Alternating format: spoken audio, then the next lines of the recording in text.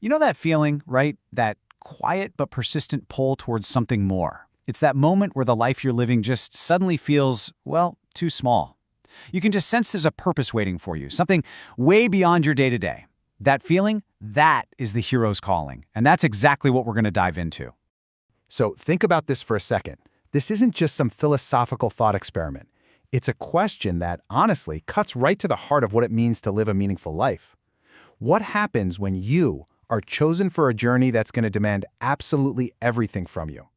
Because, and this is the key thing, we're not just talking about a new item on your to-do list.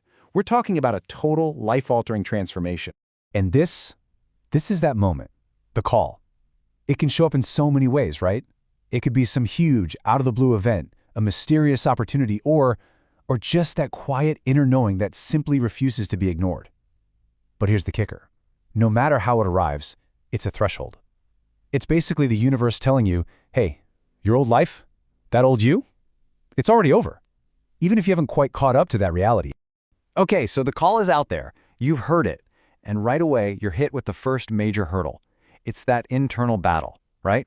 The tug-of-war between fear and acceptance.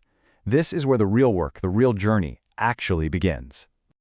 And this comparison just lays it all out, doesn't it? On the one side, you've got that totally natural, totally human reaction. Fear, feeling like a complete imposter. And that little voice in your head screaming, why me? I am so not ready for this. We've all been there. But the journey demands you shift over to the other side. And here's the secret. A hero's journey is never given to someone who's already got it all figured out. No way. It's given to you precisely because you have to grow into it. That's the whole point. You have to stop focusing on your own limits and start focusing on what the quest itself is asking of you. And let's be real for a second. This calling, it almost always feels like a heavy weight long before it feels like some amazing gift. It's a trial by fire, really. It forces you to shed all those comfortable parts of your old identity. You know, your easy answers, your old plans, your feeling of safety, so you can become the person this journey needs you to be. And just like that, your small, personal story gets plugged into something so much bigger. But here's the beautiful, almost magical part of it all. You are not meant to do this alone. The stories are super clear about this. You're going to need help, guides, allies, new skills, and they will show up.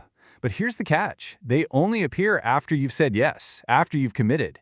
It's like the universe is waiting for you to take that first step, and once you do, all the help you need starts coming out of the woodwork to meet you. All right, so all of this is leading somewhere. We're getting to the absolute heart of the journey now. This is where the deepest, and let's be honest, the hardest work really happens, the inner transformation.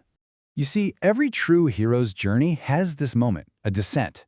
Mythologist Joseph Campbell famously called it the abyss.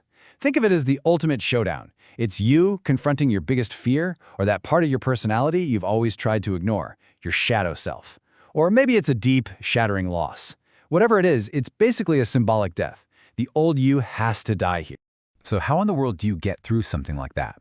Well, this model gives us a kind of roadmap. It's not just about toughing it out, it's an actual process. First, you need self-awareness. You gotta see your own stuff clearly. Then comes courage, the will to act even when you're terrified. After that, responsibility. You own your part in everything. All of that builds toward authenticity and harmony. But look at that last step, social connection. That's so important. This whole transformation isn't just for you. It's meant to be brought back and shared with others. Because what happens in that dark place, in the abyss, is that everything that isn't real gets stripped away. Your pride, your illusions, that whole old identity, poof, it's gone. And from those ashes, something new emerges. Someone who is clearer, stronger, and way more whole. See, it's not about just surviving the test, it's about being fundamentally reborn by it. And this quote, man, it just says it all, doesn't it? The cave you fear to enter holds the treasure you seek. Everything you're looking for, the wisdom, the strength, the real gift, it's waiting for you inside the very thing you're most afraid of confronting. The obstacle is the way. Which brings us to the final, crucial phase of this whole thing, the return. Because after the trial is over, the journey's not done, not even close. The hero has to bring that treasure, that gift, back to the rest of the world. But the return? It's complicated. It's kind of bittersweet, really. On the one hand, you're carrying something of incredible value, a new insight, a healing elixir, a key to freedom for your people. But on the other hand, it can be really, really lonely. Because you've been changed, down to your very core. But the world you left behind? It's still the same. You just don't see things the same way anymore. And this right here is the whole point of the entire journey. That gift you brought back, it was never for you. Being chosen has nothing to do with getting a medal or being put on a pedestal. It's about humble service. And the real final test of your transformation, it's whether you can use what you've learned to serve others, to choose compassion, especially when it's the hardest thing in the world to do.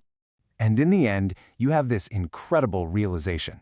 That outer quest, the one to achieve some purpose way bigger than yourself, and that inner journey, the one into the depths of your own soul, they were never two different things. They were reflections of each other all along. The whole time you were journeying out into the world to serve something greater, you were actually journeying inward and discovering who you truly are. So we end up right back where we started, with a question. But it's a very different question now, isn't it? Because after seeing all this, you realize that waiting around until you feel ready is just a trick. You'll wait forever. The real question, the only one that actually matters when you hear that call, is simply this: will you begin?